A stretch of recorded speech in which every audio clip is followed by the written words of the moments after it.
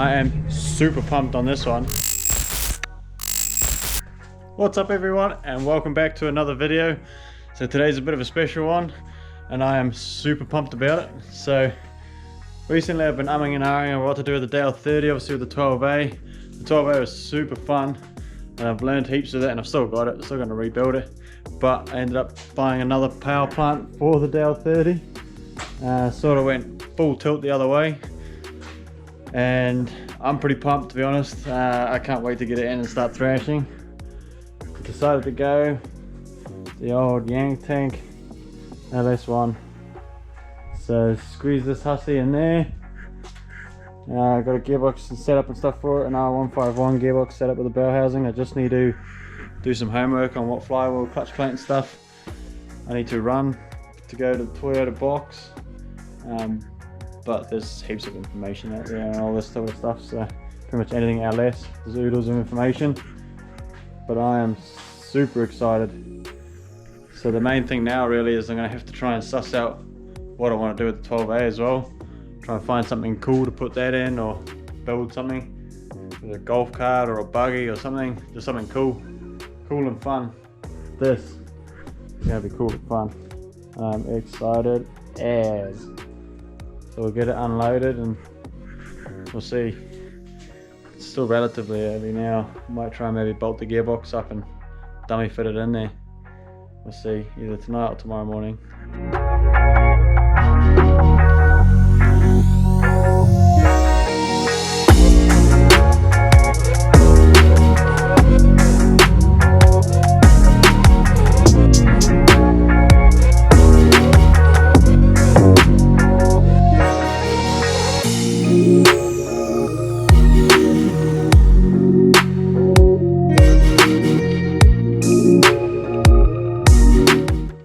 Okay guys, I was too excited. I was going to wait till tomorrow, but I can't.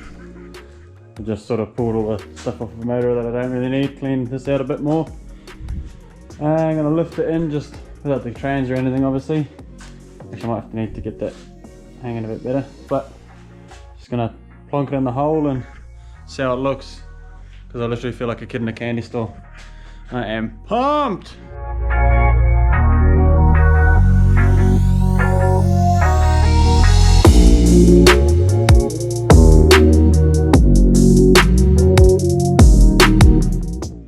And just like that, it's in the hole. So it's not actually too far off. Those headers are going to need modifying to work, but main thing is I'm going to have to modify the sump. So I'm going to have to pretty much rebate that in and back, and then I'll have to extend it out the front to give us the same oil capacity, but just move it.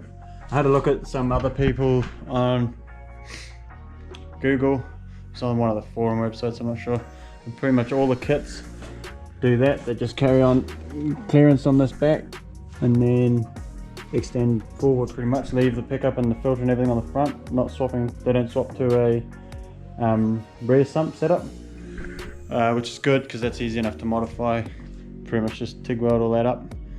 The only other thing I'm going to have to get creative with is the exhaust. Because this side's not too bad. I'll sneak down in here. But obviously, right hand drive, ding ding ding ding ding, gonna smack straight into that. So yeah, I'm not too sure really what to do. Gonna have to ponder on that for a while, but doesn't really matter, we'll make it work. It's been done plenty of times, so one thing I'm wondering is whether I'd actually flip the headers around and bring those ones this way and then collect into one over here. Maybe, I'm not sure, but we'll see.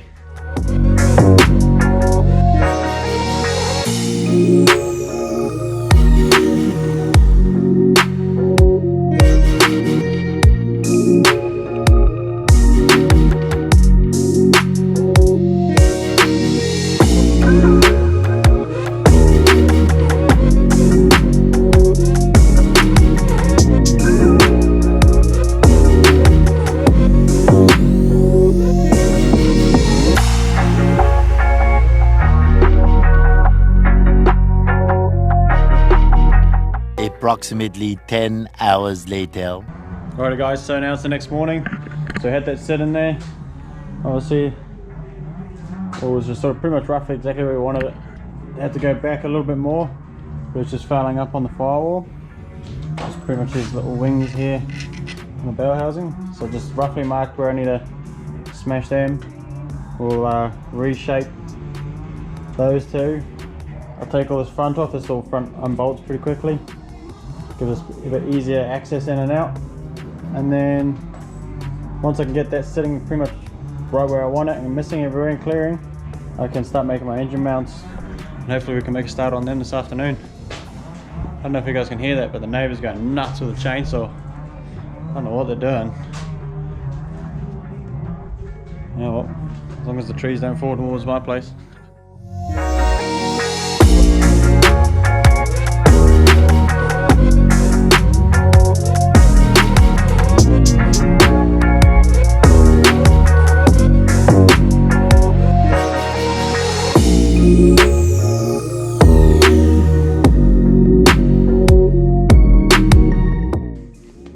So with the front all off, it's a bit easier access. You see my pen marks there and there, just got to pretty much shape a little bit there, bit of persuasion. So I took off all the cores and everything that was to do with the 12A that I'm not going to need for a while. Just stacked it up in the corner there. So now I'm pretty much going to try and find what I do with my hammer and start smashing it.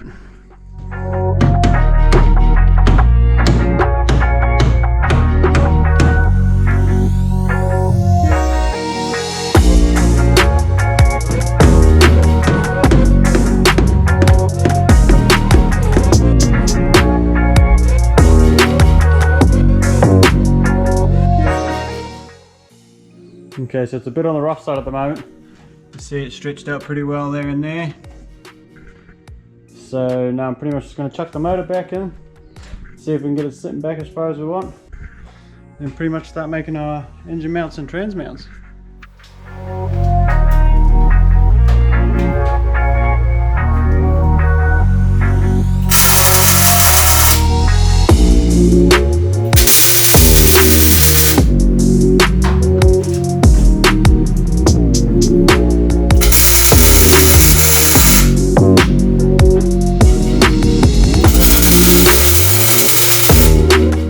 Alrighty guys, so I have got one engine mount. Obviously this here I'll cut off and make pretty. I just used a big bit of angle for that bottom bit, some pipe and a bit of plate.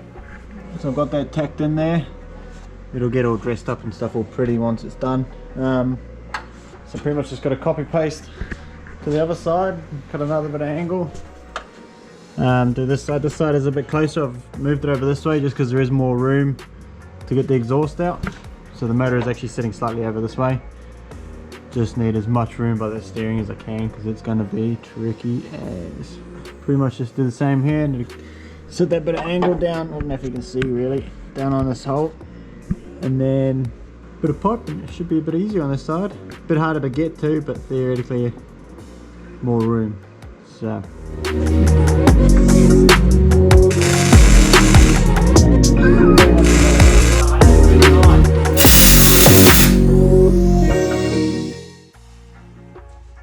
And just like that, we've got the engine mounts tacked up.